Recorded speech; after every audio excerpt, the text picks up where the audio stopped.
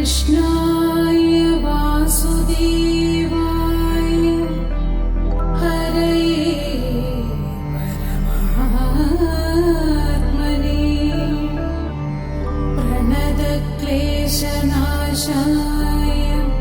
गोविन्दाय नमो नमः।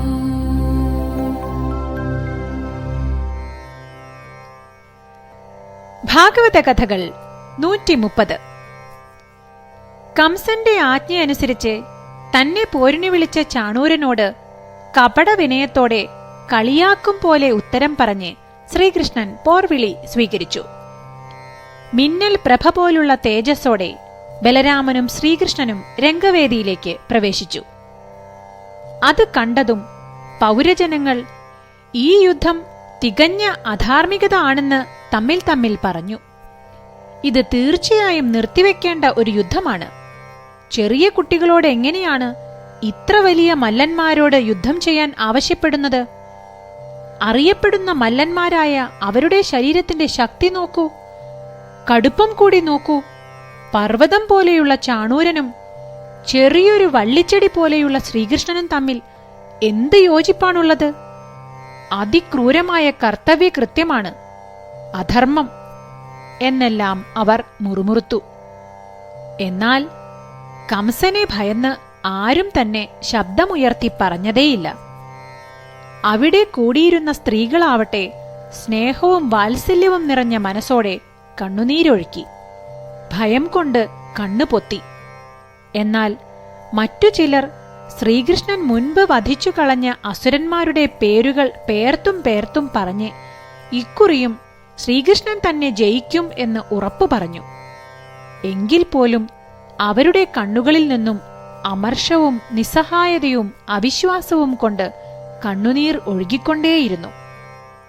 രാജാവ് സദസ്സിൽ ചാരന്മാരെ നിർത്തിയിട്ടുണ്ടാവും എന്ന് ഭയന്നാണെങ്കിലും ഏതെങ്കിലും ഒരു വിജ്ഞാനിയെങ്കിലും ഇടപെട്ട് ഈ അധാർമിക യുദ്ധം നിർത്തിവെക്കണം എന്ന് പരസ്പരം അവർ പറഞ്ഞുകൊണ്ടേയിരുന്നു. അധർമ്മം കണ്ടിട്ടും അതിനെതിരെ ശബ്ദിക്കാത്തവനും അധർമ്മത്തിന് ഭാഗത്താകുമെന്ന് അവർ പരസ്പരം പറഞ്ഞുവെങ്കിലും കംസനോടുള്ള ഭയം അതിലും വലുതായിരുന്നു. മല്ലയുദ്ധവേദിയിൽ ചുവടുവെച്ച ശ്രീകൃഷ്ണൻ ആദ്യം കളിതമാശ എന്ന പോലെയാണ് ചാണൂരനോട് എതിരിട്ടത്. കൃഷ്ണന്റെ മേനിയിലെ മർമ്മഭാഗം സൂക്ഷ്മമായി ലക്ഷ്യം വെച്ച് ചാണൂരൻ മുഷ്ടിപ്രഹരവുമായി എത്തുമ്പോൾ ശ്രീകൃഷ്ണൻ മിന്നലൊളി പോലെ ഒഴിഞ്ഞുമാറി. നിലതെറ്റി വീഴുന്ന ചാണൂരൻ വീണ്ടും എഴുന്നേറ്റു നോക്കുമ്പോൾ മറുഭാഗത്ത് ശ്രീകൃഷ്ണൻ കളി പോലെ ചിരിച്ചുകൊണ്ട് നിൽക്കും. വീണ്ടും അവിടെ നിന്ന് ഓടിമാറി ചാണൂരന്റെ ഉന്നം തെറ്റിച്ചു വീഴ്ത്തും. ചെറിയ കുട്ടികൾ ഓടിയും തൊട്ടും കളിക്കുന്നത് പോലെയുള്ള ഈ കളി കുറച്ചുനേരമായപ്പോൾ ശ്രീകൃഷ്ണൻ ഗൗരവത്തോടെ യുദ്ധത്തിലേക്ക് കടന്നു. വേദിക്കു ചുറ്റും സ്ത്രീകൾ ദുഃഖം സഹിക്കാതെ കണ്ണീരൊഴുക്കുന്നത് കണ്ടു. അവരോടുള്ള ദയവുകൊണ്ട് തന്നെ അധിക നേരം ഈ മല്ലയുദ്ധം നീട്ടിക്കൊണ്ടു പോകേണ്ട എന്ന് കണ്ണൻ കരുതി.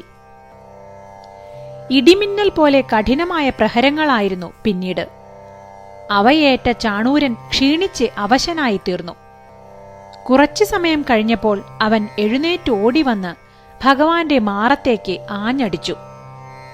പൂമാല കൊണ്ട് അടിയേറ്റ മദഗജത്തെ പോലെ ശ്രീകൃഷ്ണൻ അതിനെ നിസ്സാരമായി കണക്കാക്കുകയും അവന്റെ കൈ രണ്ടും ആനയുടെ തുമ്പിക്കൈ പിടിച്ചു പൊക്കിയ പോലെ ഉയർത്തിപ്പൊക്കി വട്ടം ചുറ്റുവാൻ തുടങ്ങി.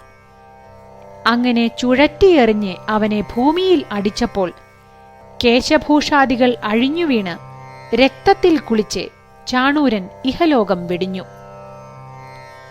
അതേപോലെ തന്നെയായിരുന്നു ബലരാമൻ മുഷ്ടികനെ വധിച്ചതും. കൊടുങ്കാറ്റടിച്ച വൻ മരം എന്ന പോലെ അവനും മരിച്ചു വീണു. അവർ മരിച്ചതോടെ തോശലൻ, കൂടൻ, സലൻ എന്നീ പ്രമുഖ മല്ലന്മാരും അവരുടെ അതേ വഴിയിൽ മരണമടയേണ്ടി വന്നു. ഇത് കണ്ട് മറ്റു മല്ലന്മാർ ജീവൻ രക്ഷിക്കാനായി ഓടിമറഞ്ഞു. ശ്രീകൃഷ്ണനും ബലരാമനും ചേർന്ന് അതീവ ശക്തിശാലികളായ മല്ലന്മാരെ വധിച്ചു എന്ന് കണ്ട് ആഹ്ലാദം സഹിക്കവയ്യാതെ ഗോപബാലകന്മാർ വേദിയിലേക്ക് ഓടിയിറങ്ങി വന്ന് വിജയതിലകം പോലെ എതിരാളിയുടെ രക്തം പുരണ്ട് നിൽക്കുന്ന അവരെ ആലിംഗനം ചെയ്ത് എടുത്തുയർത്തി നൃത്തം ചെയ്തു തുടങ്ങി. ഈ മല്ലന്മാർ വധിക്കപ്പെട്ടത് കംസൻ ഒഴിച്ചുള്ളവരെയെല്ലാം സന്തോഷിപ്പിച്ചു.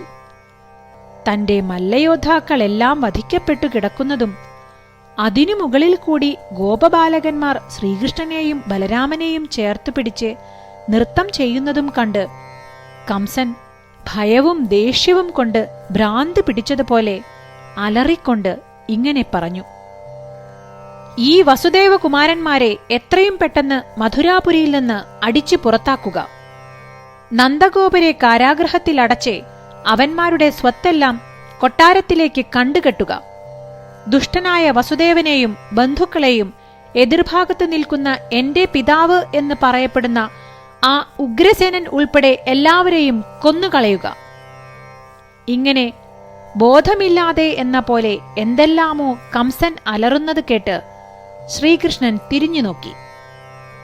പിന്നീട് മിന്നൽ വേഗത്തിൽ കംസന്റെ അടുത്തേക്ക് ഓടിച്ചെന്നു. മരണകാരകനായി അടുത്തേക്ക് പാഞ്ഞുവരുന്ന ഭഗവാനെ കണ്ട് കംസൻ വാളും പരിചയും കയ്യിലെടുത്ത് തടയാൻ നോക്കി. സിംഹാസനത്തിലിരിക്കുന്ന തന്റെ അടുത്ത് കൃഷ്ണനെ കണ്ടപ്പോൾ പിന്നോക്കം മാറിയ കംസന്റെ മുടിയിൽ പിടിച്ച് കൃഷ്ണൻ മുന്നോട്ട് വലിച്ചു. അപ്പോൾ അസുരരാജാവിന്റെ കിരീടം താഴെ വീണു. മുടിയാകെ അഴിഞ്ഞു ചിതറി താഴെ പടർന്നു. മട്ടുപ്പാവിൽ നിന്ന് കൃഷ്ണൻ കംസനെ താഴേക്ക് തള്ളിയിട്ട ശേഷം പിന്നാലെ അയാളുടെ ദേഹത്തേക്ക് ചാടി. കൃഷ്ണന്റെ ശരീരഭാരം താങ്ങാനാവാതെ കംസൻ അബോധാവസ്ഥയിൽ പെട്ടു. 2 കൈകളും ചേർത്ത് കംസന്റെ കഴുത്ത് പിടിച്ച് ഞെരിച്ച് ഭഗവാൻ ജീവൻ കളഞ്ഞു. പിന്നീട് അദ്ദേഹം ആ ശരീരം മണ്ണിൽ വലിച്ചിഴച്ചു. ഇപ്രകാരം മരണനേരത്ത് സച്ചിദാനന്ദ സ്വരൂപനായ ശ്രീകൃഷ്ണനെ കാണാനും തന്റെ നെഞ്ചിൽ അദ്ദേഹത്തിന്റെ സ്പർശനം അറിയാൻ കംസന് ഭാഗ്യം ലഭിച്ചതിനും പിന്നിൽ ഒരു കഥയുണ്ട്. പൂർവജന്മത്തിൽ കംസൻ മഹാവിഷ്ണുവിനെ മുഖ്യ ശത്രുവായി കരുതിപ്പോന്ന ഒരു അസുരനായിരുന്നു. കാലനേമി എന്നായിരുന്നു അയാളുടെ പേര്.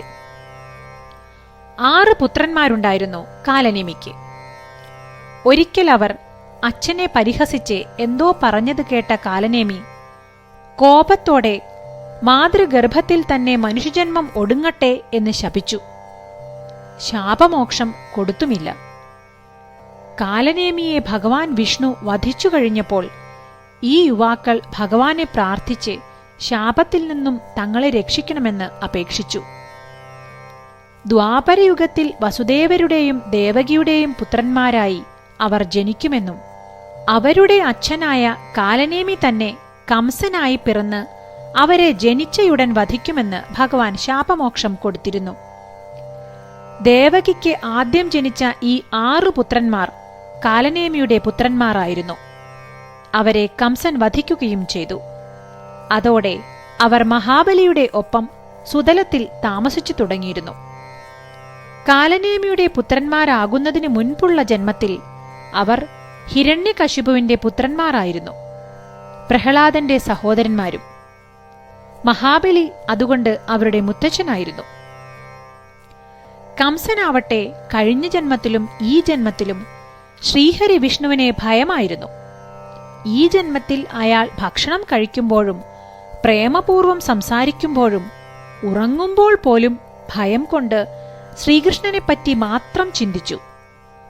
ഓരോ ശ്വാസത്തിലും കൃഷ്ണൻ മാത്രമായിരുന്നു അയാളുടെ മനസ്സിൽ. അതുകൊണ്ടാണ് ഭഗവാനിൽ അയാൾക്ക് സാരൂപ്യം ലഭിക്കാൻ കഴിഞ്ഞത്.